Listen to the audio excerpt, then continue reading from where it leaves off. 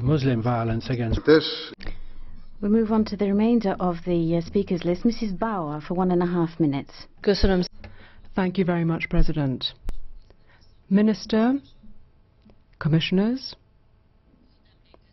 I would like to recall a point that was already made by you, Madam Minister. In a civilized society, there is absolutely no room for violence. This is the 10th occasion for us to remember the UN Declaration on the fight against violence against women, 10th commemoration of that.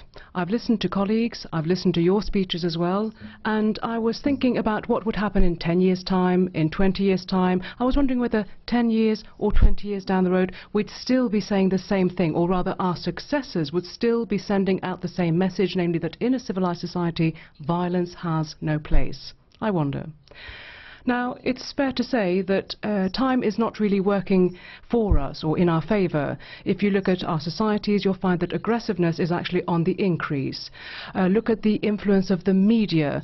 I think they have a role to play in this phenomenon. And also, crisis, of course. The crisis has a bearing too. Psychologists will tell you that a crisis can have a negative effect on people's aggressiveness.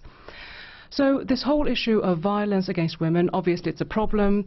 I know that many of our male colleagues often say that men are the victims of violence too, and it's true, but unfortunately we have to take note of the fact that statistics prove that if you look at the victims, 95% of the victims are actually women. Also, looking at the victims of trafficking, again 80% of the victims of trafficking are women. Madam President, Mr. President, Madam Commissioner, I think the time really has come for the European institutions to deal with this matter far more seriously than to date. Thank you. Mrs. Garcia Perez, 1.5 minutes. Today, millions of people, of women, are raising their voice across the world against gender violence.